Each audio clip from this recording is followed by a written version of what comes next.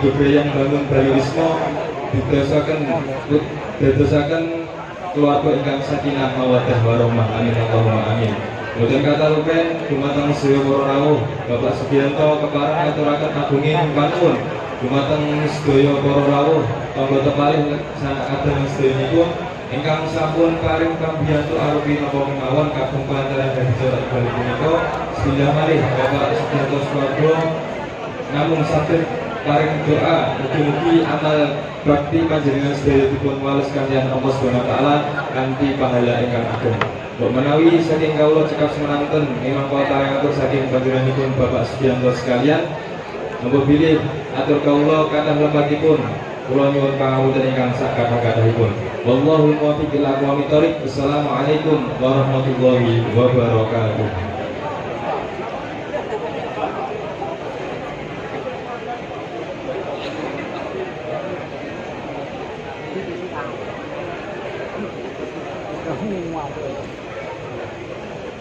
Sadu lapas titis mopengan tetes dawuh pengantiko saking daripun Bopo Usama utawi Mbah Mudin sinaosa tesih meneng pendek dadi Mudin nggih arapaning Mbah desanipun ngaten. Juga pokok saking pun niki wong pinampi pokok ringgit saking daripun Bopo Sugiyanto kadoyanipun Ki Anom Wijokanto Kota tadi pilih pagelaran Pringgit Purwo ing dalu mangke kawiwitan.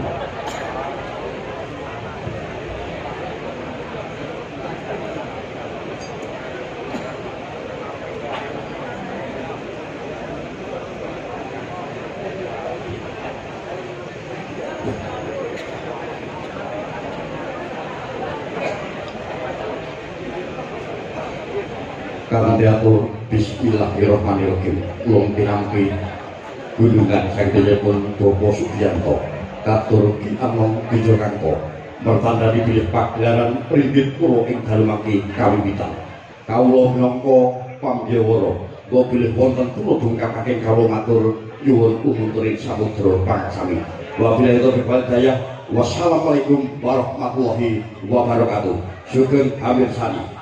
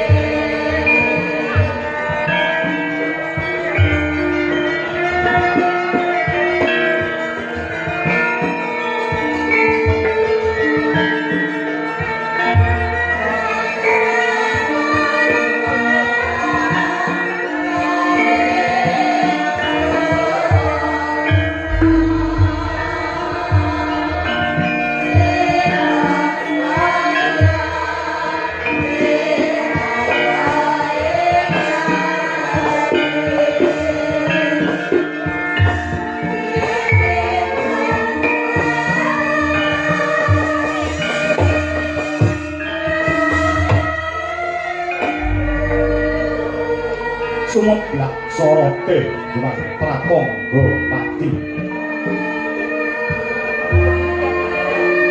sunare dinapit gunung temah temlawuh sorot lembayu sumanggurat lembang socane nganggo rapuh naratas sunaring diwan arako tinampi siramping pendopo dalem cemoro gading marmo datang muka kawis tinggal gilar pemain sirap abet mantulaken sorote diwan pratangga pati kaliyan nyebut asmaning Gusti ingkang Maha Welas lan sarta Maha Asih amur wani naradwa kandha undita ingkang minangka dadya pambukaning carita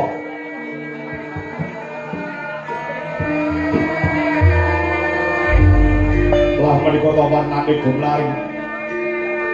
pratapan cemara gading ingkang mapan wonten ereng-erenging Ngaldaka utawa ereng-erenging gunung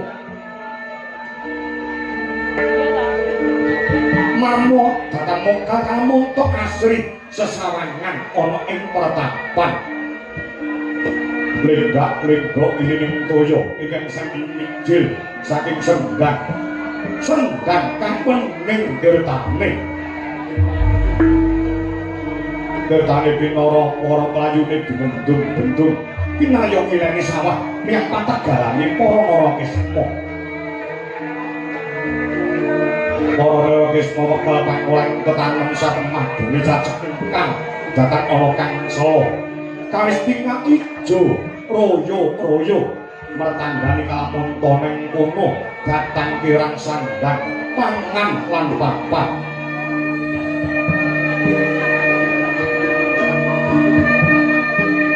lasinen bangkeng minangka dadi ketuan ganing pertapan cemara gading ingkang pus ndungkap yus uwa nenggih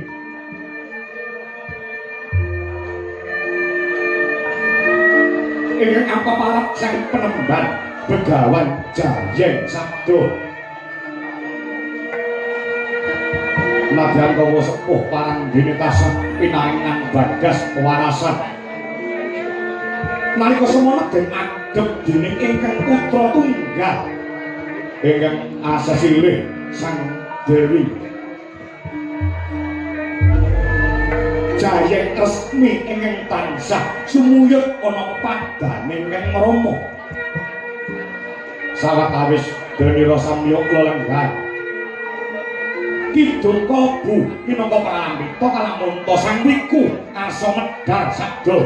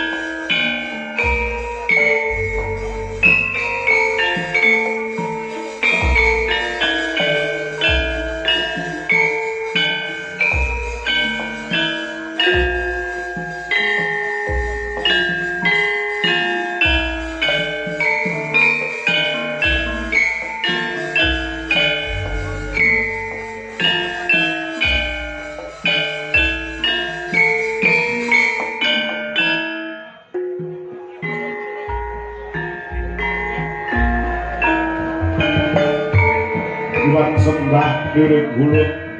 kaporobo risang morobe pati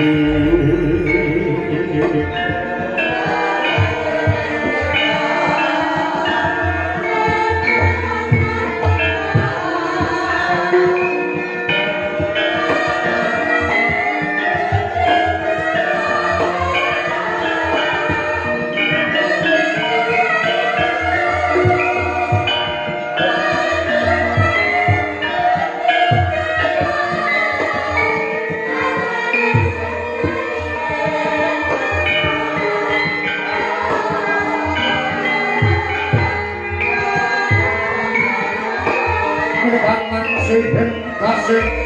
mawe buku salatku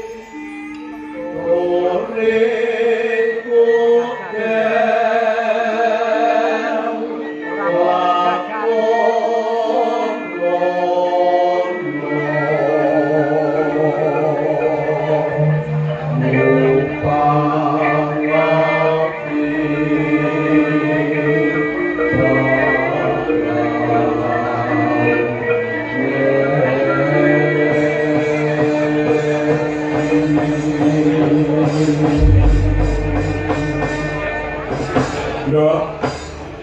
anakku tunggal gendut Jayeng Resmi ana dawuh apa bobo miji marang anakmu aku Jayeng Resmi ora lah pamit karo bapak ki mau basubuhan ta iki luhur kowe lagek mulih saka ngendi ya Nduk Bopo nyuwun pangapura aku rada suwe nggon kuninggalake dalem kene ya mong ngestokake apa sing dadi kewajibaning anak menyang wong tuwa sawetara aku ora mulih mergo aku umbah-umbah ana ing tlaga umbah-umbah iya lah umbah-umbah ya umbah-umbah kok nganti saya ini kok suwi men wong nyatane telung dina iki aku ora iso umbah-umbah mergo telung dina iki udan gejek ora ana lerene wekasane umbane nganti tumpuk kaya gunung aku ki ngumbahi sandangan ora sandang aku niki yo sandangane Bapa Begawan Jayeng Sabdoga ngono ya Nduk iya Bapa yo ingkang ongkos pisan kowe tak derekake ngegungake rasa puja puji syukur kang jero marang kurbaning Gusti ingkang ngakarya jagat kang wis kepareng malimbake berkah kenikmatan marang aku kelawan kowe rak ya ngono to Nduk Bapa piye aku tak takon saben-saben Bapa paring pangandikan ayo padha ngegungake rasa syukur marang kurbaning Gusti kuwi maknane kepiye tegese kepiye syukur marang kurbaning Gusti kuwi wajib tumrap wong urip ning alam donya utawa tarima kasih jawane matur nuwun matur nuwun iya karo sapa ya karo sing gawe urip mergo Gusti Allah paring dawuh lumantar kitab suci sok sapa wonge gelem nyukuri kanikmatan kang sun paringake marang sira yakti la azidanakum yakti sun tambahi wala in kafartum sapa sing ora gelem nyukuri kanikmatan kang tak paringake marang kowe he menungso siksaku yang amat pedih akan menimpa padamu wahai menungso sing ora gelem ngegungake rasa syukur marang panjenengan ingsun Allah lah kuwi lho Bro sing tak nggo paugeran sing tak nggo pancatan muka yen to tanpa berkah Gusti ingkang ngakarya jagat aku karo kowe iso silaturahmi iso jejagongan ana ing papan iki rak yo ngono to Bro pancen bener pengendikaning Bapa penembang nikmat sempat nikmat sehat nikmat selamat kuwi kudu disyukuri rina pantarane wengi contoh bengi iki upama awake dhewe ora diwenehi nikmat sempat karo sing gawe urip apa kelakon iso sapet jagong ana ing papan kene ra yo ngono to Nduk mesti ana acara liyane saengga aku karo kowe ora iso sapet jagong kanthi pertitis kadidene bengi iki ra yo ngono iya bener ngandikaning Bapa lah sing angka loro nikmat sehat lagi lho lagi sing kudu awake dhewe matur nuwun karo Gusti Allah pinikmat sehat mergo apa puluh-puluh duwe bondo pirang-pirang puluh-puluh duwe omah sing magrong-magrong puluh-puluh duweni kendaraan sing pirang-pirang puluh-puluh duwe bojo ayu nek karo Gusti Allah ora diwenehi sehat kapan anggone bisa ngenyami kanikmatan kang diparingake karo aku karo kowe jadi sehat kuwi penting loh nemen nomor 1 urip nang donya kuwi sing penting sehat ngono sing penting awake waras awake sehat nek awake waras arep mangan kae ora apa-apa arep ngombe kae ora apa-apa coba rek awake kebak karo penyakit duwe pirang-pirang para turah-turah tuku gula kuat yen perlu iso ngedekne pabrik gula ning karo dokter ora entuk ngombe sing mengandung gula mergo apa kena penyakit uyuh legi uyuh legi kuwi apa kencing manis duwe pirang-pirang tuku sate kambing kuat ya toh yang perlu sak bakule sate kok kuat dituku ning karo dokter ora entuk mangan sate kambing mergo duweni penyakit ludira inggil utawa darah tinggi jajak kaya ngono ki kapan anggone ngrasakne kanikmatan urip ana ing alam donya mangan iki ra entuk ngombe iki ra entuk ngombe iki dilarang mangan kae dilarang coba kaya ngono ora grantes ana ing ati dadi sehat kuwi penting sehat kuwi penting sehati raga nganggo ulah raga ngetokne keringet aja nganti kena penyakit tenang lho wis ta wong nek wis kena penyakit saya-saya kena penyakit jero utawa penyakit dalam kuwi angel tamban-tambanane penyakit jero penyakit dalam sing angel tamban-tambanane kaya to contone jantung paru-paru usus buntu ya to lever lan liyane kuwi mujudake perangane penyakit jero sing angel ditambani tur dideteksi ya angel nek ora dokter ya ta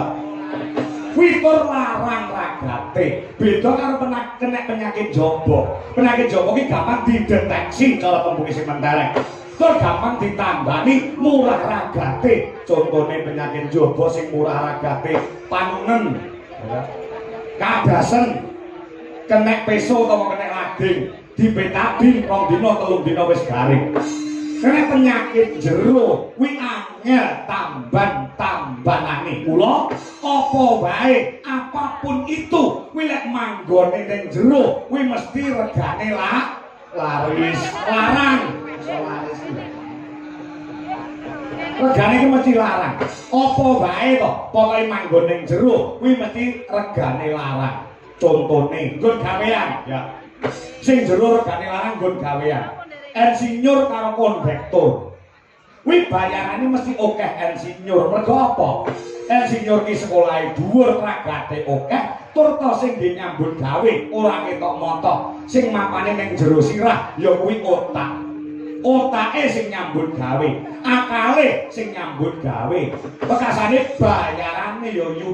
yutonan yen perlu atusan yuta beda karo kondektur ora perlu sekolah dhuwur sing penting awake waras iso maca iso tulis iso dadi kondektur nek insinyur butuhke sekolah sing dhuwur ragat sing akeh mula nek nyambut gawe bayarane ya larang kuwi contone apa wae kok ning jero mesti regane larang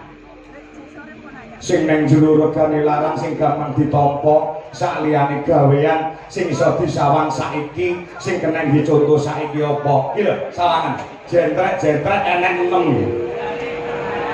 jarike sinden sing dienggo ki paling pol kuwi 250.000 ki paling larang. Lah jerone jare apa entuk 250.000. Sing etan dhewe. Ngono yo kok iya. Nek nganti jare karo sing dijari utawa jero jare kok larang jarike. Kuwi berarti jero wis iso. Ngono yo kok iya. Lho, kena nggih contoh, kena nggih patuladan. Kula sing darane sehat kuwi baku, sehat kuwi penting. Ngono ya apa ya? Rada maju tak kandhani mung iki wektune mirunggan. Aku pengen jagongan karo kowe sing duwe wigati kanggo apa to? Ya kanggo awakmu. Hasbuna Allah wa ni'mal wakil.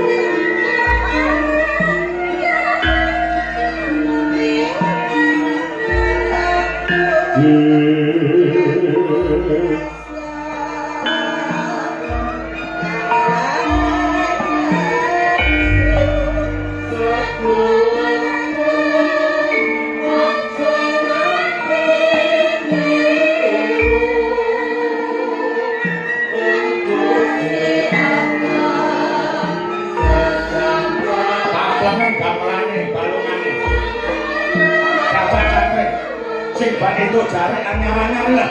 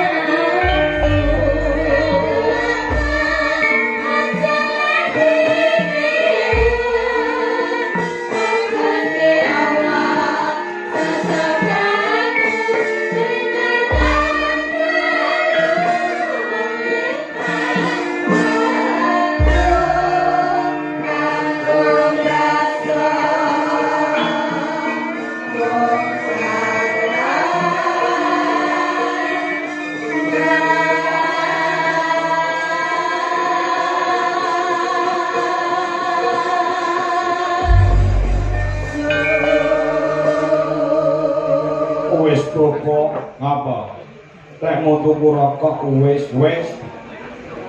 lah ora dikeki rokok karo Pak Gianto Pitik jane wis dikeki ning kleru jeng rokok seneng aku lah sampurna mil dikeki penagol lah gede sampurna mil lagi dikeki penagol ono yo kok akhirnya ketemu eleh tuku dhewe ya nduk apa ana dawuhmu apa bobo aku wong tuamu aku bapakmu tutur umur karo sembur kuwi wajibane wong tuwa mergo wong tuwa kuwi duwe kewajiban yen to duwe anak anake wis lair kuwi menehi jeneng sing apik asma Kinarya Japa wis sepisanan lah sing sak banjure ya kuwi dewasake marang anak iya ta gedhekne kelawan anak sing angka sak banjure ya kuwi nyekolahne anak sak dhuwur-dhuwure kuwi wajibane wong tuwa lah sing pungkasan kewajibane wong tuwa nek anak wis dewasa wis sekolah kanthi pinter ngeraih gelar sarjana kuwi ngrabekke karo anak mau yen to wong tuwa wis ngrabekke anak tegese wis gugur kewajibane wong tuwa ora ngono to Nduk iya ngestake dawuh ka iki dina rumangsaku lehku dadi bapakmu nganti slendro rasaku aku nglairke kowe sing nglairke aku mbok iya mbokmu sing manak ki mbok bener sing manak mbokmu nek sing menek mbokmu aku nek mbokmu tak penek apa iso manak kowe wis tak gedhekke wis tak sekolahne kanthi pinter ya ta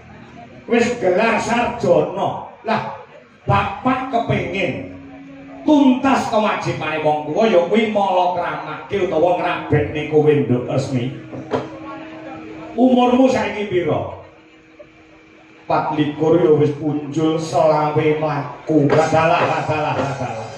lho wong desa kaya dene ana ing pertapan Cemara Gading kene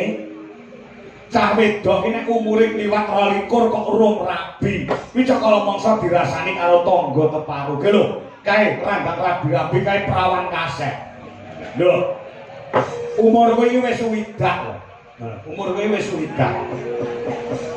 aku ndang kepengin duweni kerentek duweni gegayuhan dan duwe gawe mantu nglumpukne sanak kadang pamong mitra dulur adoh dulur cedhak pengen tak nglumpukke wekasane aku ndang pengen mantu awakmu aku duwe kekarepan aku duweni sedya muga-muga awakku sing bagas waras aku iso nggendong putu sing tok lairke Brahmana rek mangosum yung ambreng sakti karena mingkas osehaneng marago memalakong Resang gondo mastrak mojo lang lalu mangulati Surya mangrangsang maya Surya mangrangsang maya Umyos Amara maya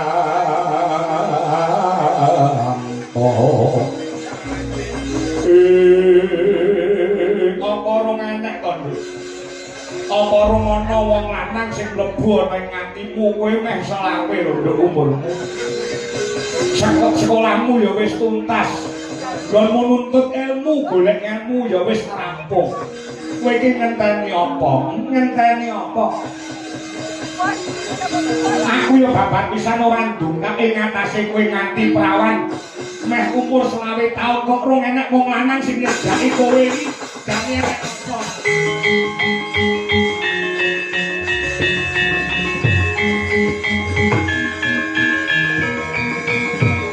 Oh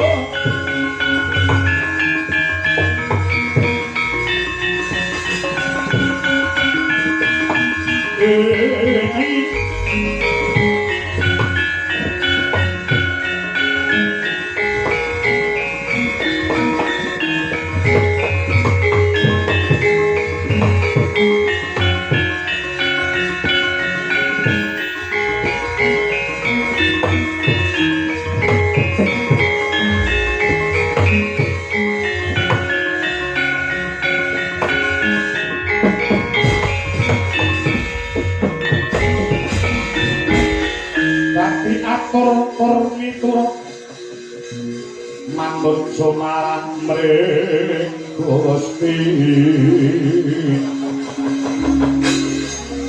dene sidi miwang utama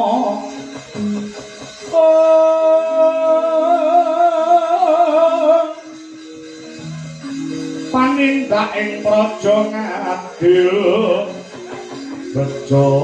dadi bendoro prinerapan mring proadi